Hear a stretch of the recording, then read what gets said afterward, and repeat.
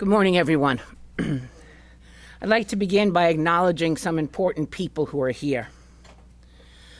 The family members of the victims of Richard Cottingham, Darlene Altman, Jeannie Hines, John Moy and Kim Tinsley, the Hyman family, Todd, Bruce, and Randy, Chief of Detectives Christopher Farrell, Commanding Officer of the Homicide Squad,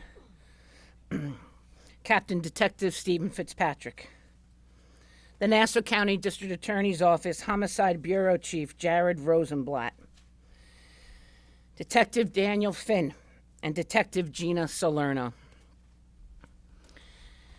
Good morning, and thank you to everyone for being here. This morning, serial killer Richard Cottingham pleaded guilty to 23-year-old Diane Cusack's murder in February of 1968.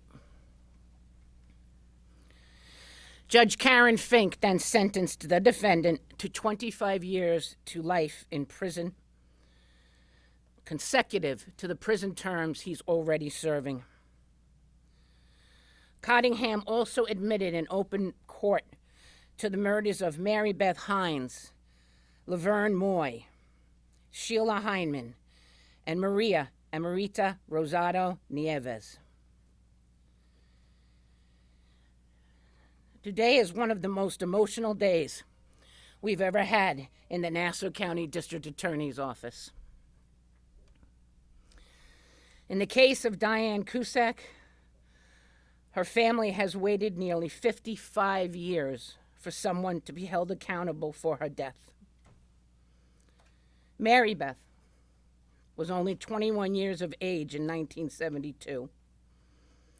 Laverne, a mother of two, just 23. Sheila, a mother of three children, was 33 years old. And Maria, a young woman who had recently moved to New York from Puerto Rico, was only 18 years old. This defendant has caused irreparable harm to so many people and so many families. There's almost nothing I can say to give comfort to anyone. Remember, as families gather during this holiday season, it's important to remember these families and those that they lost. These families have spent every Thanksgiving for the last 50 years without their mom, without their sister, wondering what happened and why their family had to endure this terrible tragedy.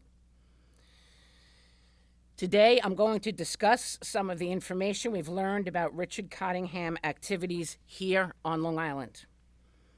As most of you know, this past June, we announced the indictment of Cottingham for the murder of Diane Cusack. We believe it is one of, if not the oldest DNA prosecutions in the United States. Ms. Cusack was 23 years of age and a mother of one. She worked as a dance instructor with little children. The first time I met her daughter, I commented on the beautiful necklace she had on with a pair of ballet slippers. And she told me that they were her mother's.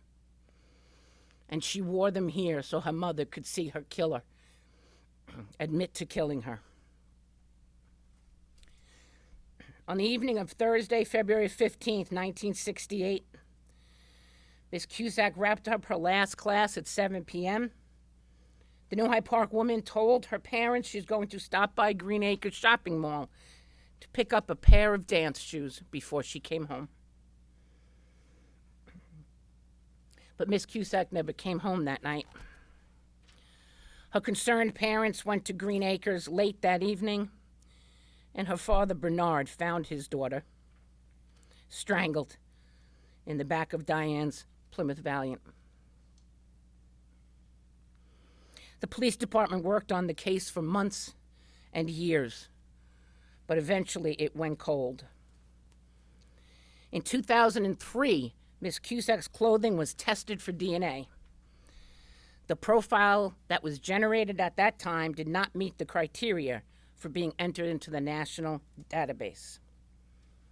In July of 2021, we were fortunate to get a tip from our partners in Suffolk County that an inmate in New Jersey may be responsible for additional homicides here on Long Island.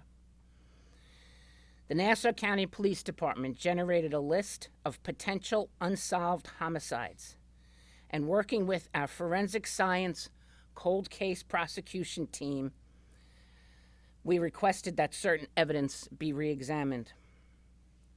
In early 2022, due to advancements in DNA technology, a DNA profile was generated, and we received a notification that it matched Richard Cottingham, a known serial killer with convictions in both New York City and New Jersey for murder.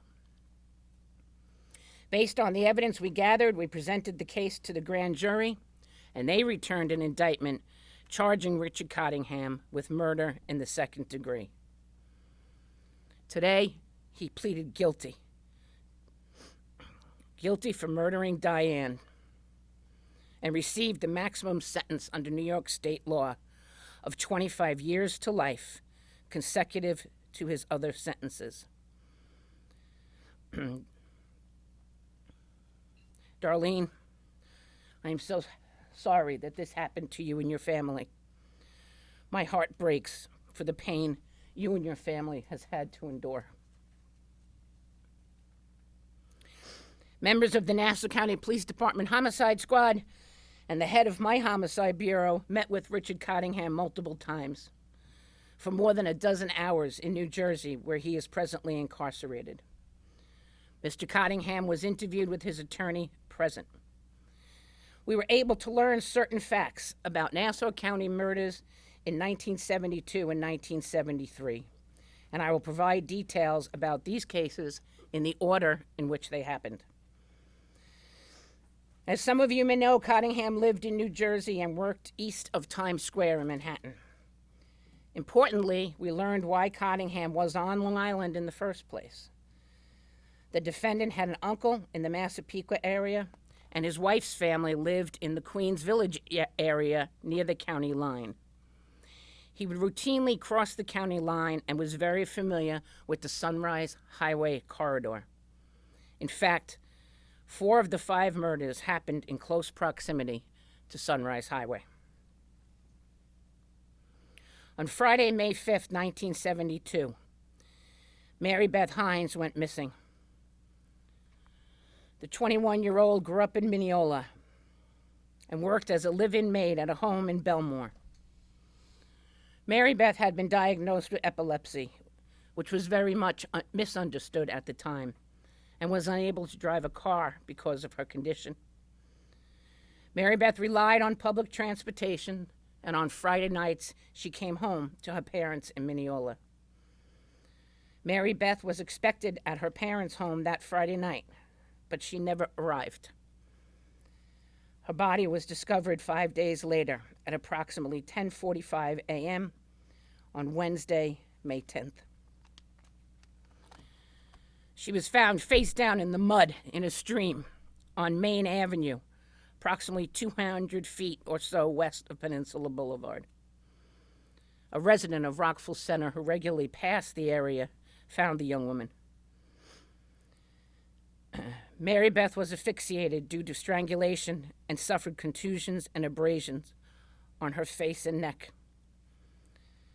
Today, Richard Cottingham admitted to murdering Mary Beth. Jeannie, when I met you, you told me about about Mary Beth being your big sister. And ironically, today, December 5th, is my little sister's birthday. She's 10 years younger than I am, and we shared a room for most of our lives. And I don't know what she would have done if anything happened to one of her siblings. I'm sorry you had to endure this. Just a few months later, on July 20th, 1972, an 11-year-old boy was playing in the vicinity of that same stream I just spoke about and discovered the body of Laverne Moy. Laverne was a 23-year-old woman who lived in St. Albans and was recently separated from her husband. She was the mother of 2 young children. Her son John and his family are with us today. She too was strangled, and her body was thrown over the same bridge on Main Avenue. Today, Mr. Cottingham admitted to murdering Laverne. John, you grew up without your mother, but let me tell you, you've turned out to be a fine young man, and she would be very proud of you.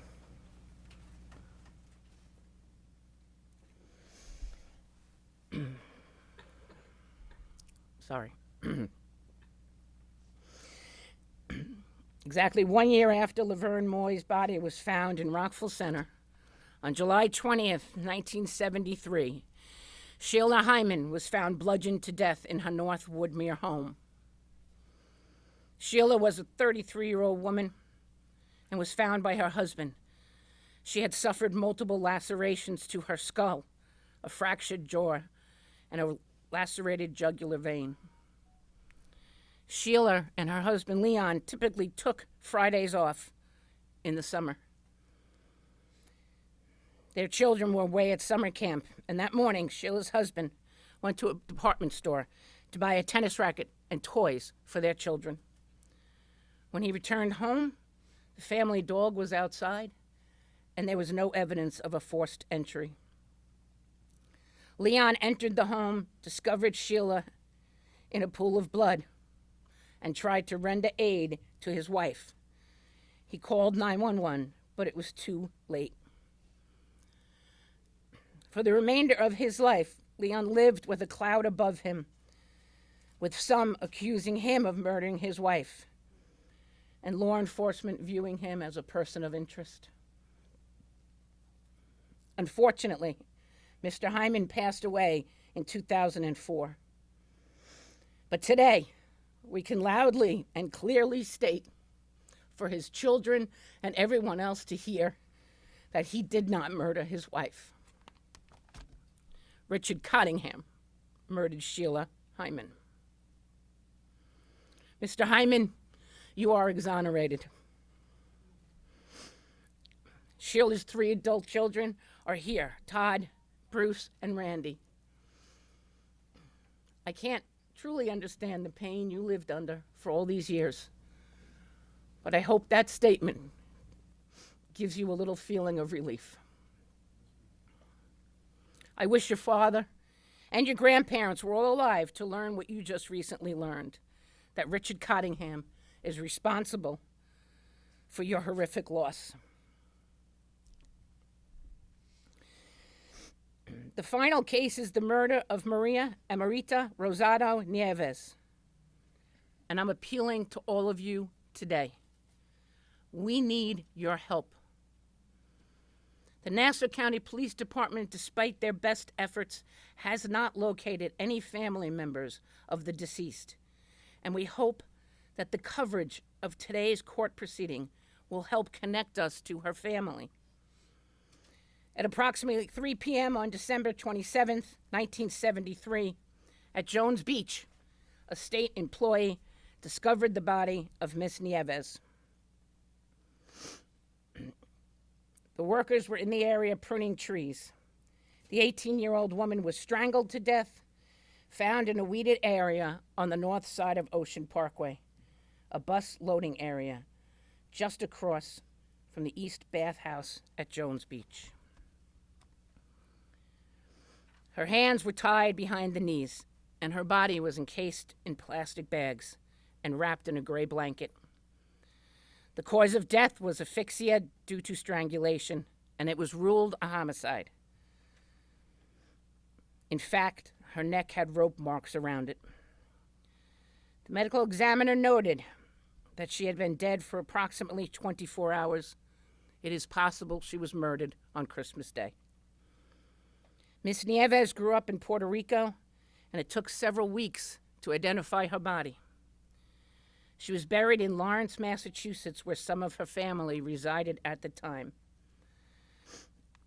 Our investigation has revealed that in 1973, Miss Nieves' mother, lived in Bayamon, Puerto Rico.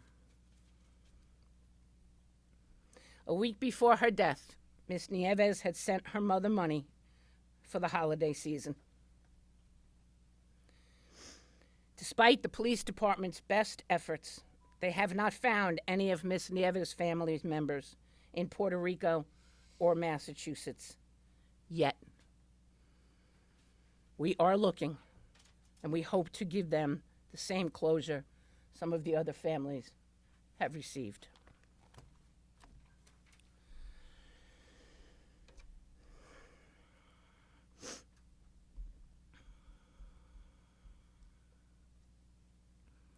As we announced in June, we began a systematic examination of all cold case homicides involving women during the years that Cottingham was active, from 1967 to 1980. Based on those reviews, we identified approximately 12 to 13 unsolved murders of young women. We diligently questioned Mr. Cottingham about his activities here on Long Island. And during those interviews, we did not reveal specific facts about the case. We held back information. We did not want a scenario where a serial killer would claim credit for a murder he did not commit. In the cases of Mary Beth, Laverne, Sheila, and Maria, the defendant knew specific information about the crime scenes and the crime that only the murderer would know. We also know that Mary Beth, Laverne, and Maria were all murdered elsewhere, and their bodies moved after their murders. Today, Cottingham is in poor health, and these murders happened in the 60s and 70s. Based on our current investigation and the records we reviewed, we are confident that he killed all 5 of these women. Additionally, Richard Cottingham is a known sexual predator. Due to New York state law and the statute of limitations, we were unable to charge Cottingham with the sexual assault of Miss Cusack. When the team sat down with Cottingham, they asked him, why did he choose to kill these 5 women? Cottingham stated he did not plan on killing them. During his interactions with the women, if a victim became a threat to identify him or his actions, he ended that woman's life. During the last 40 years, Cottingham received some notoriety for 3 sex workers in the Times Square area and their murders. Let me be clear. It is a misperception that Richard Cottingham only targeted and killed sex workers.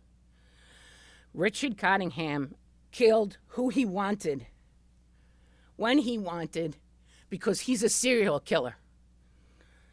That is what he is. We cannot tell you today how Richard Cottingham first met or came across any of these women. In law enforcement, it's very difficult to solve a person's murder. And it's exceptionally difficult to solve 5 murders that happened decades ago. There are a lot of people whose hard work brought us to today. We must thank the police officers, the detectives, the prosecutors, and members of the medical examiner's office for their diligent work in 1960 and 1970s, and those who continue their work 50 years later. When we began examining the murder of Miss Cusack, we were fortunate to find one of the first responding officers to that tragedy. Retired police officer Jerry Miranda is here today. He was just a rookie when he responded to the scene that day at Green Acres. And more than 50 years later, he walked in with his original memo book. Thank you, Officer Miranda. He told me earlier this morning that this brought some closure for him too, because this was the case he carried for 50 years. Sadly, in some jurisdictions, these files may have been lost or destroyed by now. It is a testament to the Nassau County Police Department that the records were kept and preserved. Thank you, Detective Captain Stephen Fitzpatrick. Thank you. Thank you, Daniel Finn. Danny. Thank you, Detective Gina Salerno. And my bureau chief of the Homicide Bureau, Jared Rosenblatt, for bringing this defendant to justice. I'm trying very hard not to cry through this. So. You know what it's like. It is because of their hard work and the questioning of Richard Cottingham that we are here today. I'd like to say thank you to criminologist Dr. Peter Vronsky, who is with us here today. He has extensively researched Richard Cottingham, and his work has helped both law enforcement and the media cast a light on this man's depraved actions in the 60s, 70s, and early 80s. I thank the Nassau County Office of the Medical Examiner, the Biology Division, for the monumental task of generating a DNA profile on the evidence recovered from Diane Cusac's murder in 1968. I hope that this case is taught in clinical settings for years to come.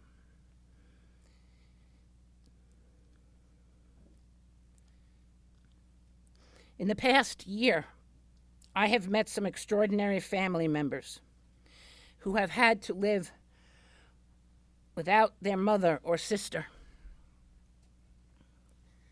They lived for 50 years without answers. Darlene was deprived of her mother, Diane.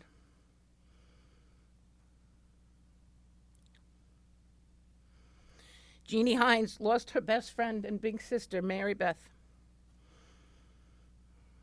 John Moy grew up without his mother, Laverne. And Kim Tinsley without her sister. And Ethel Tinsley, Laverne's mother, is alive today at 94 without her daughter.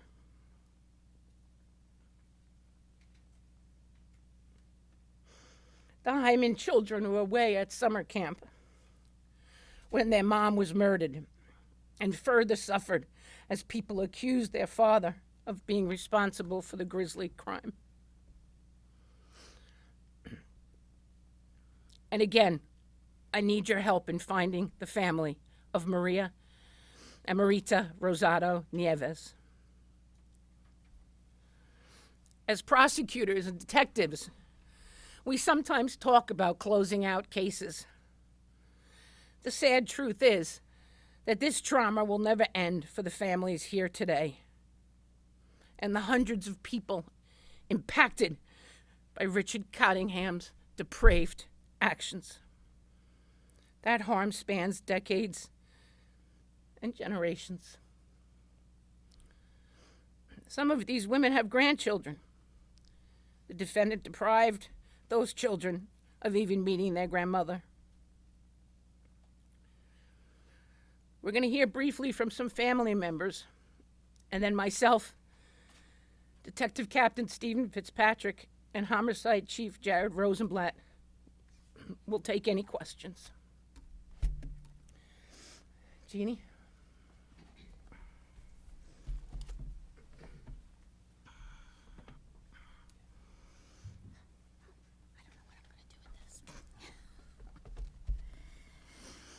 Thank you, District Attorney Donnelly, ADA Rosenblatt, and Mr. Bureau Chief. On behalf of myself, my parents, Ed and Mary Hines, and my sister Mary Beth, along with our family and friends, I wish to extend our deepest gratitude, the biggest thank you, and our most sincere job well done to the Nassau County Homicide Squad, the District Attorney's Office, and all of the cooperating departments and individuals. Today, we celebrate justice for Mary Beth, and my heart is full. Honestly, I never imagined her case would be resolved. I have continually pursued bringing fresh eyes to her case, and I have not been alone these past 50 years and 7 months to the day. I wish to acknowledge and thank posthumously Nassau County Homicide Detective Sergeant Tom DePola Sr., who was the first officer to listen to my story and in 1978 look into Mary Beth's case for me. Thank you to retired homicide detective Richie Lane, who looked into Mary Beth's case again in 1995 and informed me, as DePola had, that nothing could be done. I'd also like to thank my retired NYPD cousins, Gerard, Danny, and Nancy Hines. Danny tried to get me answers in 2006. Nancy encouraged me to pursue my advocacy. And in 2018, Gerard helped me in contacting Captain Fitzpatrick. The then Lieutenant Fitzpatrick and I spoke for about 45 minutes, and I immediately felt like he was going to be a friend of my family. Today, I am thrilled to be here and say congratulations on your recent promotion to captain, and thank you for not forgetting me or my sister Mary Beth. I am forever grateful. I need to see Dan and Gina. Shocked doesn't begin to cover my feelings when I was first contacted about Mary Beth's case. I answered a call, and after confirming my identity, Detective Dan Finn of the Nassau County Homicide Squad identified himself and proceeded to tell me, "Don't worry, you're not in any trouble." He let me know he and his partner, the beautiful Detective Gina Salerno, had been investigating my sister's case. And I know now I would not be here today without them. My feelings are very apparent for the officers I have come to know during this investigation. They have done an outstanding job, and they have done so dealing with some horrific cases. They have handled me and the memory of my sister with professionalism, compassion, and unwavering commitment to achieve today's outcome. And they do it all with ridiculous schedules and little to no thanks. Well, today, me, my friends, and family wish to say thank you, thank you, thank you. Spell your name. Jeannie, Jeanne.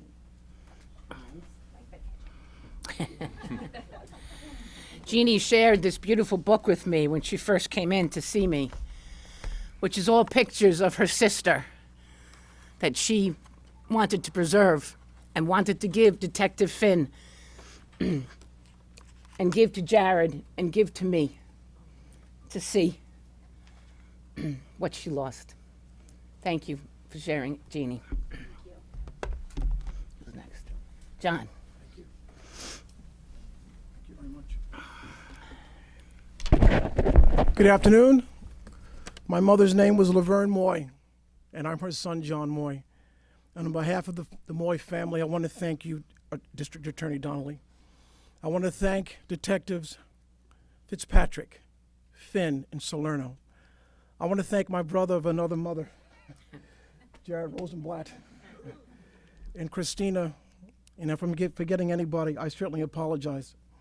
There's been some dark days behind us, but today the sun shines brightly because justice has been served, God is good, and because of these people, these men and women who have dedicated their lives and their careers in the service of others. Didn't forget us, Jeannie. Didn't forget Mary Beth and all the other families. And so my mother was a person, 23 years old, taken too early. Left my sister behind and my grandchildren and my grandmother and my grandfather left to picking up the pieces. But I want to thank you all for your service, and thank you for solving this case and bringing some closure to our families. And God bless you all, and thank you all very much. Sir, can you just hold it up for, still for so that, Sure. just for like 5 seconds.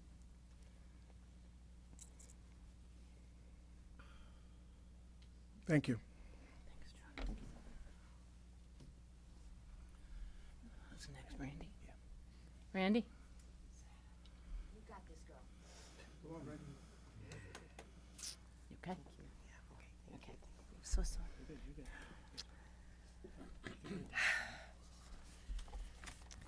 Good afternoon. I'm Randy Child, Sheila Hyman's daughter, and I'm speaking on behalf of my 2 older brothers, Todd Hyman and Bruce Hyman. We stand here today in honor of our beautiful mother, who was brutally taken from us on July 20th, 1973. At 33 years old, she had her whole life ahead of her. At the time of her murder, my brother Todd was 13, Bruce 10, and I was 8. Her loss was devastating to our entire family, and over the last 49 years, not a day has gone by that we haven't thought about her and missed her terribly. She was a wonderful mother, wife, daughter, sister, and friend. She was the type of person that everyone wanted to be around. She was kind, generous, fun-loving, and she had a wonderful sense of humor. It breaks our hearts that she was so cruelly deprived of many of life's joys, especially the opportunity to raise her children and meet and fawn over her grandchildren.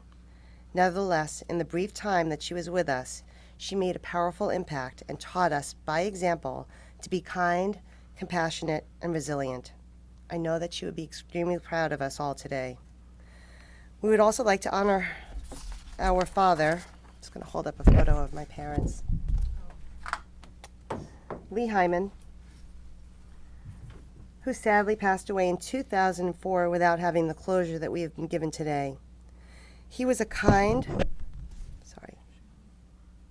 and generous man who loved our mother deeply and who spent too many years living in the shadow of his wife's murder. I was not going to speak about that today, but since it was addressed, I just want to say that my father, anyone who knew him, his family and his dear friends, knew that he was never capable of doing any such thing. And there was really no reason why he should have been suspected. And my poor dad lived with that until the day he died. This is my mom. Okay. My brothers and I learned too early in life that the world can be a dark and dangerous place, and that there are people who can inflict harm upon us even in the perceived safety of our own home. The 3 of us were away at sleepaway camp when our mom was murdered. Todd, at the age of 13, learned of our mother's murder on a portable radio during rest time in his bunk. At that time, they didn't need to notify the next of kin before it was released to the public. From that moment on, my brother Todd became our protector and made it his mission to look after Bruce and me. Bruce, at the age of 10, took on the responsibility of keeping things in perspective and showing us how to find happiness despite the horrific trauma we had endured. I am truly blessed to have such wonderful brothers. For all of our friends who are listening to this now and who never knew the true story about our mother's death, please understand that it was such a painful experience and too difficult for us to share with everyone. In closing, I would like to say that we feel enormous gratitude for the unrelenting dedication and hard work of the 2 homicide detectives, Daniel Finn and Gina Salerno, who reopened and solved our mother's cold case while showing enormous compassion for our family. We would also like to thank the Nassau County District Attorney Ann Donnelly, the Assistant District Attorney and Bureau Chief Jared Rosenblatt, Captain Stephen Fitzpatrick, and everyone else involved in this case, without whose dedication to truth and justice, our cathartic closure today would never have occurred. We've been living for decades without the hope of ever discovering who had murdered our mother. We cannot thank you all enough. We would also like to take a moment to express our deepest condolences to the Kuzik family, the Moy family, the Hines family, and the Evs family. We share your grief, and we are so sorry that you too have had to endure such pain and trauma in your lives. Thank you. Spell your name again. My name is Randy, R-A-N-D-I, My last name is Childs, Childs. Thank you. Thank you. Do we have any questions? Annie, do you know now what the tally is of murders that he has been convicted of? Do we know the number? No, I would, if I was to garner a guess, I would say 10 or 11. 11, yeah. 17. Is that Mr. Vronsky? Even better. In speaking with detectives, did he ever give any inkling as to his motive? No. His motive is purely to satisfy his own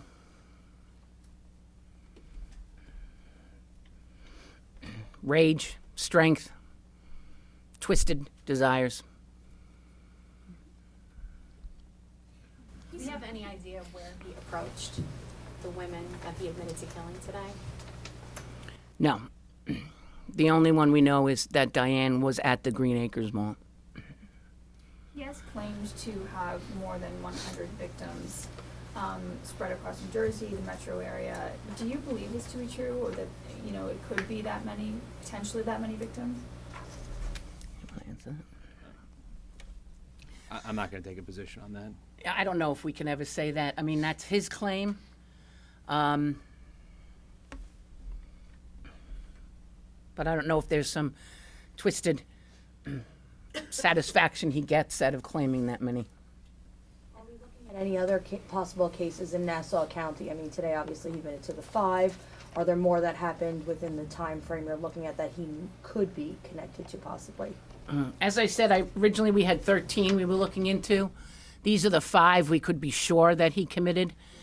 But the Nassau County Police Department prides itself on the fact that they never give up trying to solve murders, and they never will.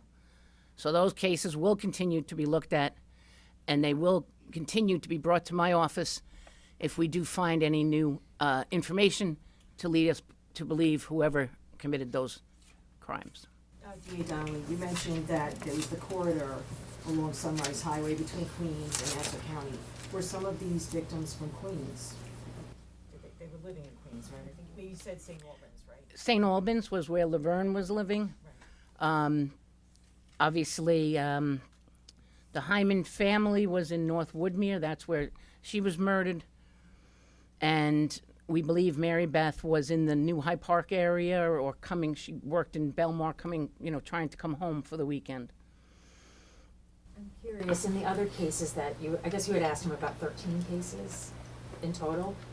What was unclear about his responses in the other ones that didn't, He did not have clear memories, as he did in these 5 cases, of pieces of the crime scene that the detectives and the prosecutors were able to review that only the murderer, could ever have known about. And just a question. Oh, your thoughts when he refused to speak?